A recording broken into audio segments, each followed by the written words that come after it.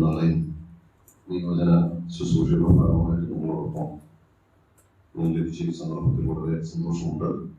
സ്തുതിക്കുകയും ചെയ്യുന്നു.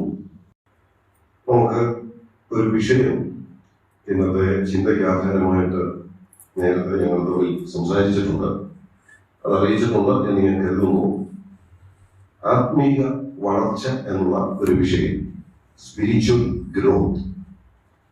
നമുക്കറിയാം, ആത്മീയ മണ്ഡലത്തിൽ മാത്രമല്ല, എല്ലാ മേഖലയിലും ജനം ആഗ്രഹിക്കുന്ന ഒരു കാര്യമാണ് വളർച്ച ഉണ്ടാകണം എന്നുള്ളത്. പ്രത്യേകിച്ച് നമുക്ക് കുഞ്ഞുങ്ങളുണ്ടായ ശരിയായ നിലയിൽ അവർ വളരണം. അവരുടെ പഠനത്തിന്റെ കാര്യങ്ങളിൽ ശരിക്കും അവർ വളർച്ച പ്രാപിക്കണം. ഒരു ബിസിനസ്, ഒരു സ്ഥാപനം തുടങ്ങിയാൽ അതിന് നല്ല ഗ്രോത്ത്, നല്ല വളർച്ച ഉണ്ടാകണം. ഇതെല്ലാ മേഖലകളിലും നമുക്ക് പ്രതീക്ഷിക്കുന്ന കാര്യം തന്നെയാണ്. കേവലം ഭൗമിക വിഷയങ്ങളിൽ നാം അങ്ങനെ പ്രതീക്ഷിക്കുന്നവരും അതിനുവേണ്ടി ശ്രമിക്കുന്നവരുമാണെങ്കിൽ, ആത്മീക വിഷയങ്ങളോട് ബന്ധപ്പെട്ട് ആ വളർച്ച എന്നുള്ളത് നാം എത്രമാത്രം ആഗ്രഹിക്കുന്നതും ആഗ്രഹിക്കേണ്ടുന്നതുമായ ഒരു വിഷയമായിട്ടിരിക്കുന്നു. ദൈവസഭയോട് ബന്ധപ്പെട്ട് സഭയിൽ നടക്കുന്ന ആത്മീയ ശുശ്രൂഷകൾ കൊണ്ടൊക്കെ ലക്ഷ്യം ഇത് തന്നെയാണ്. ദൈവജനത്തിന് അതുകൊണ്ട് ആത്മീയമായ വളർച്ച ഉണ്ടാകണം. ഒരുപക്ഷെ ആ ഒരു വാക്ക് ആയിരിക്കത്തില്ല ആ ആശയത്തോട് ബന്ധപ്പെട്ട് പലപ്പോഴും നമുക്ക് ഉപയോഗിക്കുന്നത്.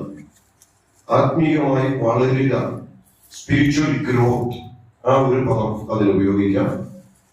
നമ്മുടെ ബൈബിളിൽ, മലയാള ബൈബിളിൽ, നമ്മൾ ഇംഗ്ലീഷ് ബൈബിളുമായിട്ടൊക്കെ കമ്പയർ ചെയ്താലും മറ്റൊരു പദമാണ് കൂടുതലായിട്ട് ഉപയോഗിച്ചിട്ടുള്ളത്, പ്രത്യേകിച്ച് പുതിയ നിയമത്തിൽ. ആത്മീയ വളർച്ച എന്ന ആശയം തന്നെയാണ് ആത്മീയ വർധനവ് എന്നൊരു വിഷയമാണ്. അത് ഇംഗ്ലീഷിൽ സ്പിരിച്വൽ എഡിഫിക്കേഷൻ എന്നാണ് നമ്മൾ വായിക്കുന്നത്.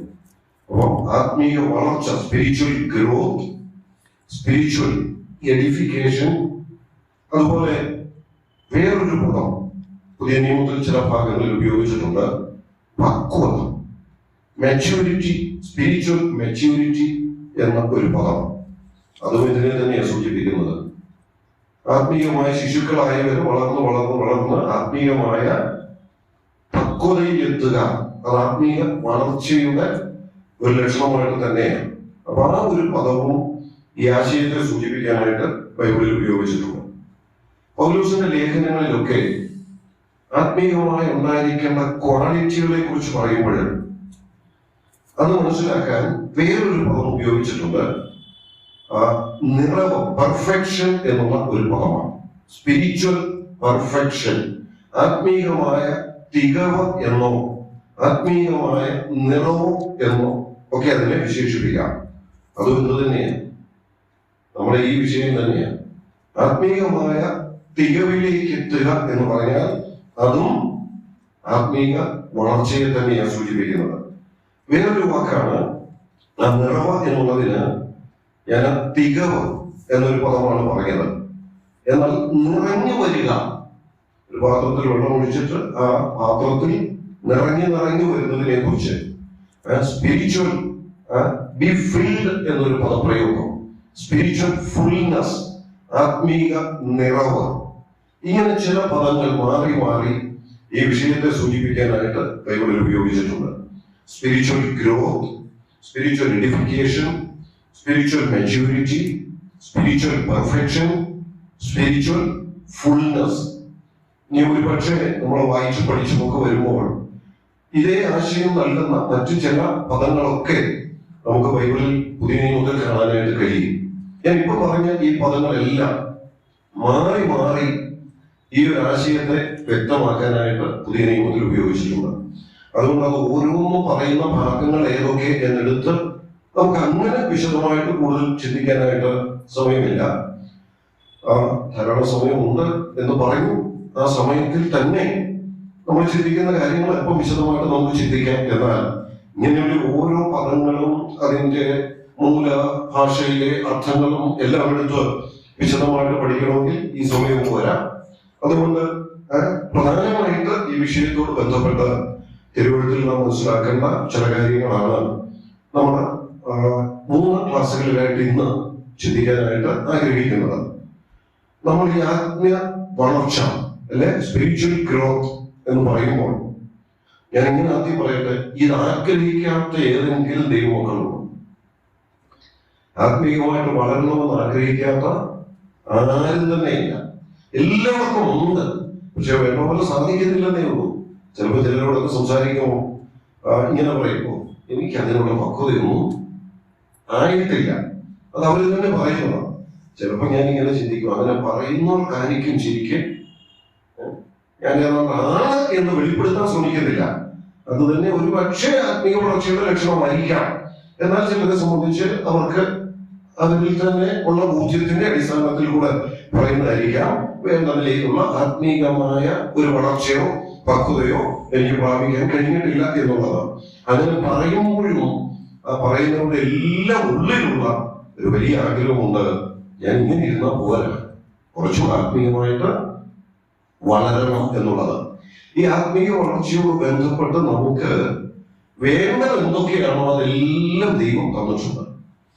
ആ ആശയം പഠിപ്പിക്കുന്ന ചില വേദഭാഗങ്ങൾ എടുത്ത് ഒരു വിശകലനം നടത്താനാണ് അടുത്ത 2 ക്ലാസ്സുകളിൽ ഞാൻ ശ്രമിക്കുന്നത്.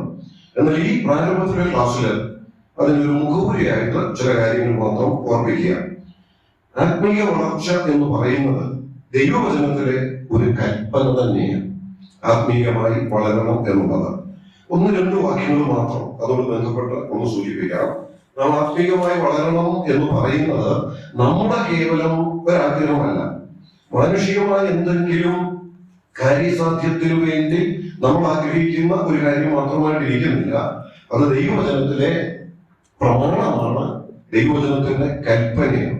ദൈവവചനത്തിൽ നമുക്കറിയാം അനേക കൽപ്പനകൾ നമുക്ക് തന്നിട്ടുണ്ട്. എന്തിനാ ഇതെല്ലാം തന്നിട്ടുള്ളത്? സങ്കീർത്തനങ്ങളിൽ നമ്മൾ ഇങ്ങനെ വായിക്കുന്നുണ്ട്, ദൈവവചനത്തിലെ കൽപ്പനകളും പ്രമാണങ്ങളും ഒക്കെ ദൈവം നമുക്ക് തന്നിരിക്കുന്നത് അത് എന്തിനു വേണ്ടിയാണെന്ന്. എന്തിനു വേണ്ടിയാണ്? അത് കൃത്യമായി ആചരിക്കുന്നതിന് വേണ്ടിയാണ്, കൃത്യമായി പ്രമാണിക്കുന്നതിന് വേണ്ടിയാണ്.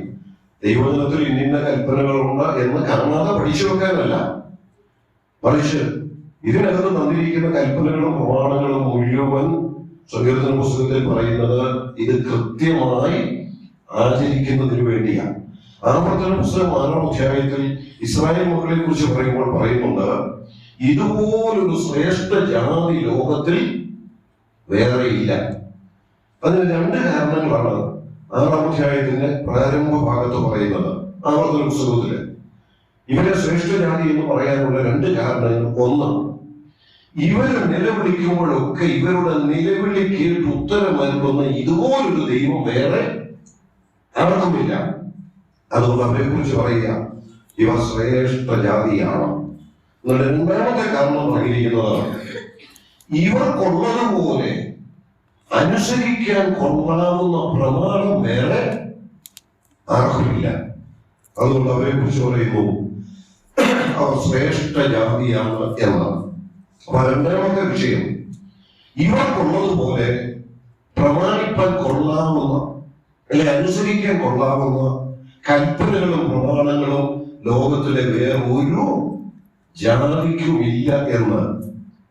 ചുറ്റുമുള്ള അമൂന്യർ, മോവാബ്യർ എന്നൊക്കെ പറയുന്ന അനേക ജാതികളെ കണ്ട് താരതമ്യം ചെയ്തുകൊണ്ട് ദൈവത്തിൽ വിശേഷിപ്പിച്ചിരിക്കുന്നതാണ് ഇവർക്കുള്ളതുപോലെ അനുസരിക്കാൻ കൊള്ളാവുന്ന പ്രമാണങ്ങൾ വേറെ ആർക്കുമില്ല.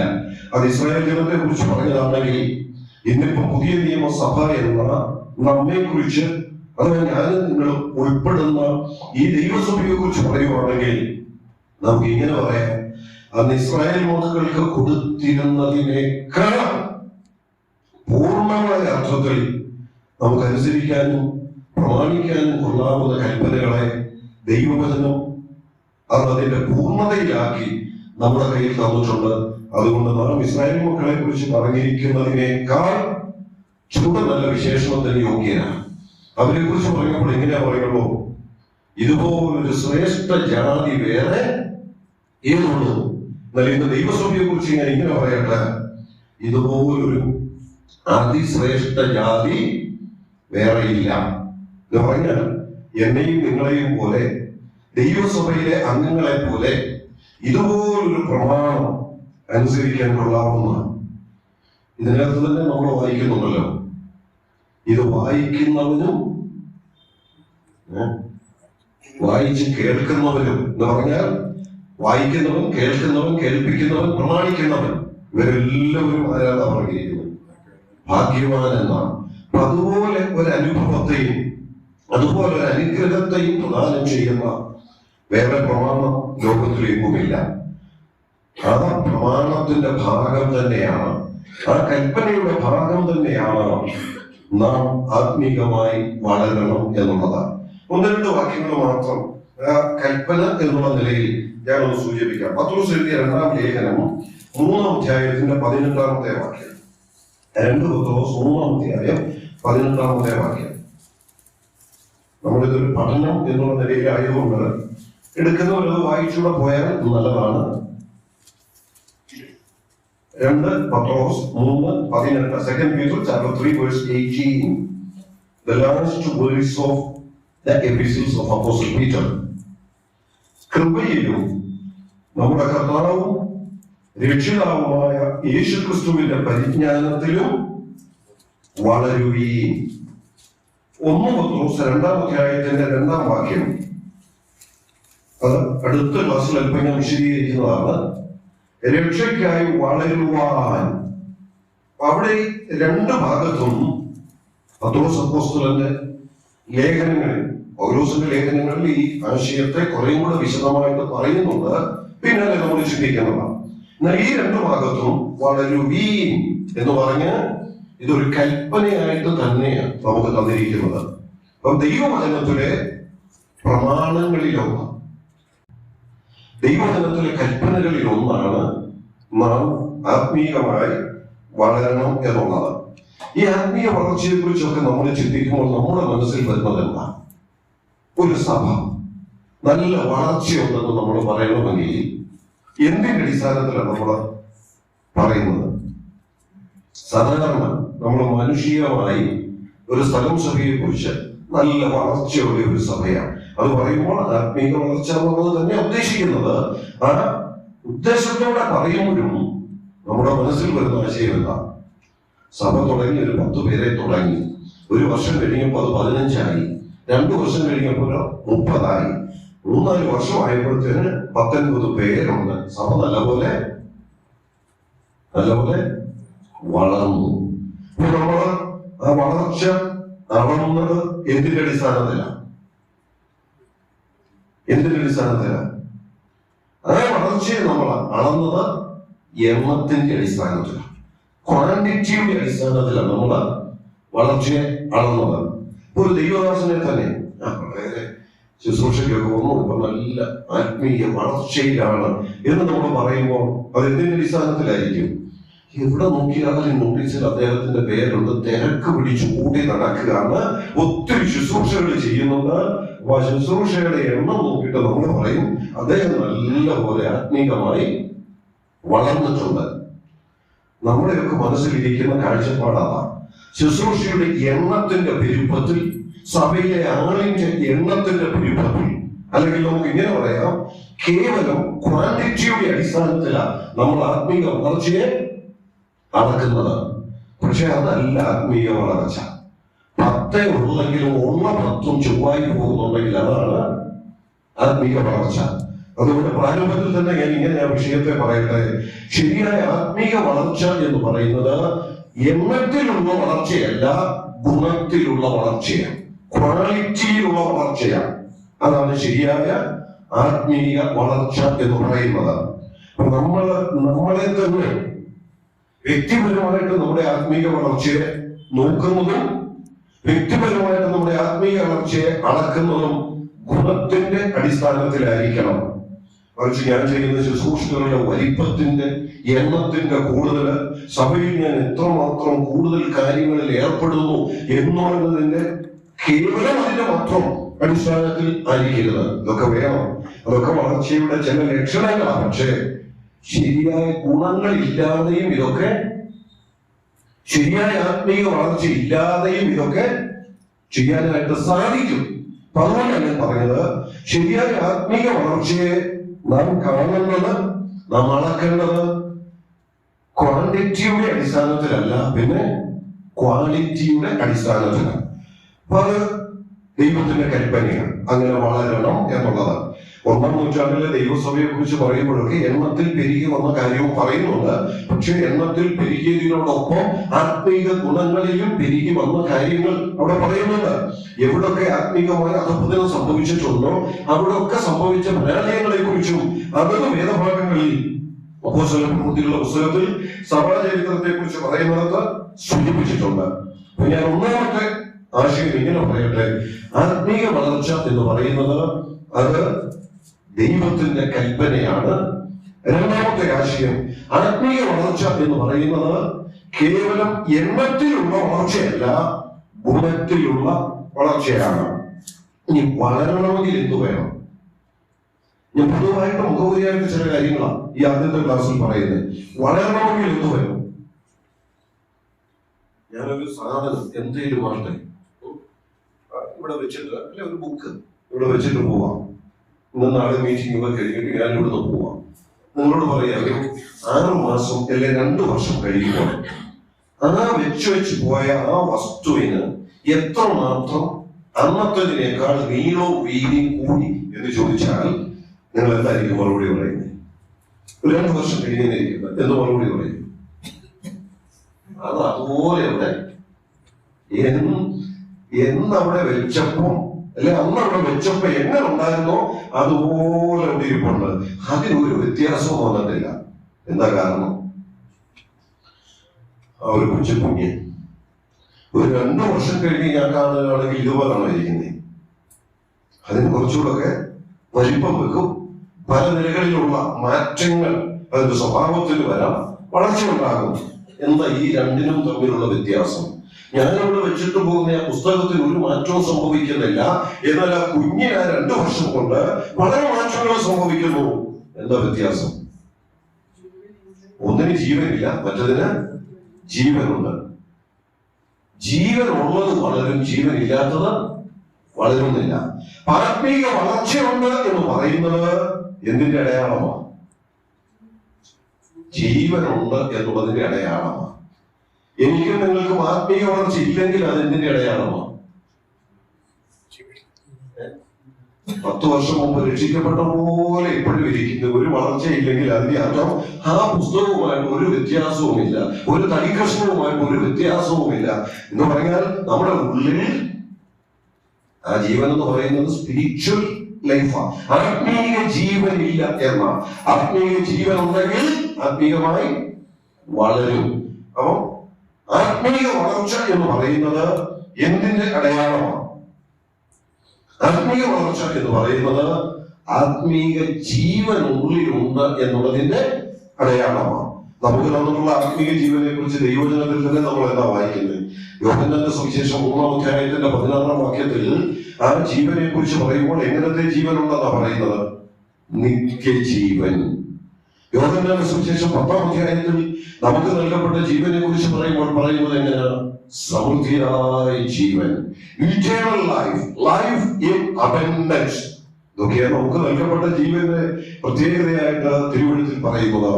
ഇത് ദൈവീക ജീവനാണ്. ആ ജീവൻ ഉള്ളിലുണ്ടെങ്കിൽ അങ്ങനെയുള്ളവർ ആത്മീയമായി വളരും. ആത്മീയ വളർച്ചയുടെ മറ്റൊരു പ്രത്യേകതയാണ് ഞാൻ സൂചിപ്പിച്ചത്. പത്രോസിന്റെ ലേഖനത്തിൽ 1 പത്രോസ് 2-ാം അധ്യായത്തിന്റെ പ്രാരംഭ വാക്യത്തിൽ ഞാൻ ഒന്ന് വായിച്ചു കേൾപ്പിച്ചായിരുന്നു. ശരിയായ വളർച്ചയ്ക്ക്, രക്ഷയ്ക്കായി വളരുവാൻ വചനം എന്ന മരണമില്ലാത്ത പാൽ കുടിപ്പാൻ വാഞ്ചിപ്പി. ആ വാക്യവും പിന്നീട് നമുക്ക് അല്പ വിശദീകരണം വരുന്നുണ്ട്. ഞാൻ മുഖവരിയിൽ ഇങ്ങനെ പറയട്ടെ, നമ്മുടെ ആത്മീയ വളർച്ചയ്ക്ക് വേണ്ട പാല് അല്ലെ ഭക്ഷണം ദൈവം നമുക്ക് തന്നിട്ടുണ്ട്. ദൈവവചനം നമുക്ക് തന്നിട്ടുണ്ട്. അത് നാം കേൾക്കുന്നുണ്ട്, അത് നാം പഠിക്കുന്നുണ്ട്, വായിക്കുന്നുണ്ട്. പക്ഷെ ആത്മീയ വളർച്ച ഇല്ലെങ്കിൽ അതിന്റെ അർത്ഥമല്ല.